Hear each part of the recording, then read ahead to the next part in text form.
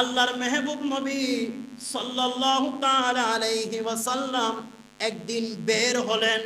হযরতে আব্দুর রহমান বিন আউফ বলে, হাত্তা দাখলা নাখলান, ওই সময়ের মধ্যে আমি আল্লাহর মেহবুব নবীকে অনুসরণ করছি। অনুসরণ করতে করতে আমি আব্দুর রহমান বিন আউফ দেখতে পেলাম আল্লাহর পেয়ারা মেহবুব সাল্লাল্লাহু তাআলা আলাইহি ওয়াসাল্লাম একটি খেজুর বাগানের মধ্যে প্রবেশ করলেন। ওই খেজুর বাগানের মধ্যে প্রবেশ করে দীর্ঘক্ষণ আল্লাহ রাব্বুল আলামিনের দরবারে সিজদার মধ্যে পড়ে আছেন। আব্দুর রহমান বিন আউফ বলে, আমি আব্দুর রহমান বিন আউফ মনে করলাম দীর্ঘক্ষণ যখন রাসূল সিজদা থেকে উঠে না, 5 মিনিট যায়, 10 মিনিট যায়, আধা ঘন্টা যায়, 1 ঘন্টা যায়, আমি আব্দুর রহমান বিন আউফ মনে করলাম দীর্ঘক্ষণ যখন রাসূল সিজদার মধ্যে পড়ে আছে, আমি আব্দুর রহমান বিন আউফ ভিতরে ভিতরে অনেক ধরনের খেয়াল করছি। আমার মনে হয় আল্লাহর মেহবুব নবী ইন্তেকাল করেছেন, আজরাইল আল্লাহর মেহবুব নবীর রূহ কবজ করেছে। এভাবে চিন্তা করতে করতে আব্দুর রহমান বিন আউফ আল্লাহর মেহবুব নবীর পাশে যাচ্ছেন আস্তে আস্তে। জোরে পড়ি সুবহানাল্লাহ। আব্দুর রহমান বিন আউফ যখন আমার নবীর পাশে যায়, আল্লাহর মেহবুব নবী সিজদা থেকে উঠলেন। সিজদা থেকে ওঠার পরে আব্দুর রহমান বিন আউফের দিকে তাকিয়ে বলে, মা লাকা, এ আব্দুর রহমান বিন আউফ, তোমার কি সমস্যা, তোমার কি হয়েছে, তোমার চেহারা এত হতভম্ব কেন? জোরে পড়ি সুবহানাল্লাহ।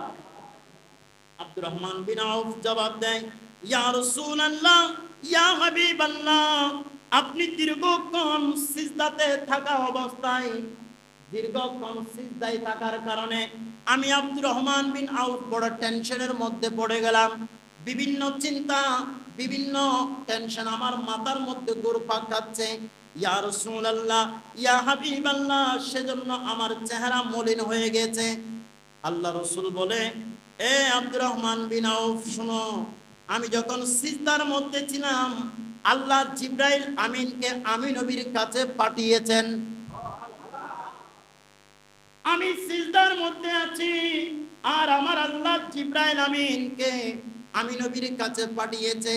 জানো জিবরাইল আমিন কি বলেছে?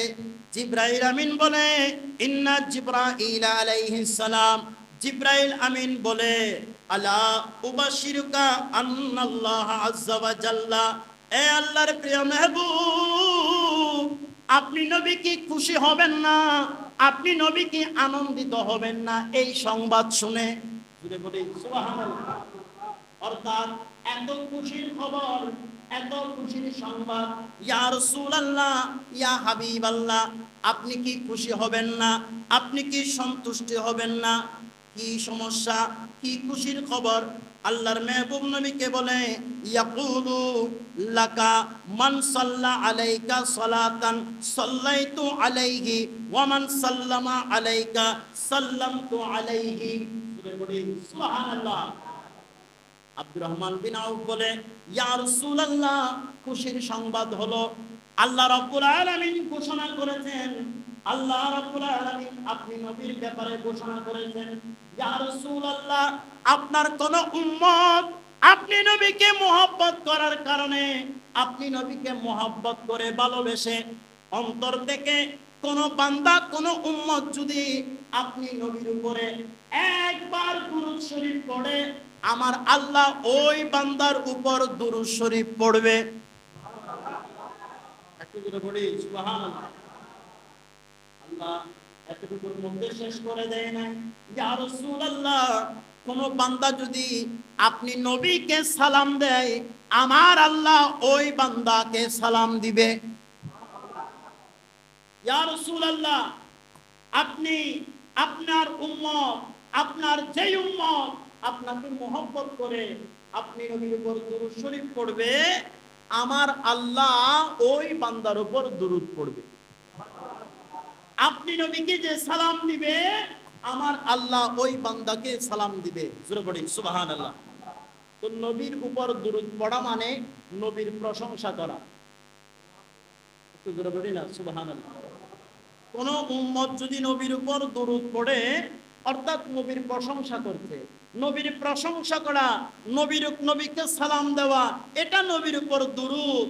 এটার উপর খুশি হয়ে যে বান্দা এই দুরূদ পড়বে, যে বান্দা এই কাজগুলো করবে, আমার আল্লাহ ওই বান্দার উপর দুরূদ পড়বে। জোরে পড়ি সুবহানাল্লাহ। তো আল্লাহ বান্দার উপর কিভাবে দুরূদ পড়বে?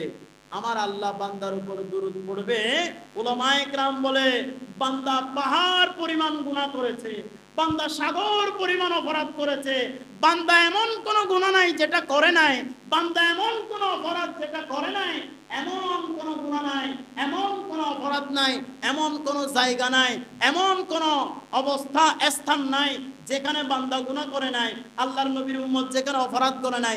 নবীর উপর দুরূদ পড়ার কারণে আমার আল্লাহ ওই বান্দার জীবনের গুনাহগুলো ক্ষমা করে দিয়ে ওই বান্দার উপর দুরূদ পড়ে। জোরে পড়েন সুবহানাল্লাহ।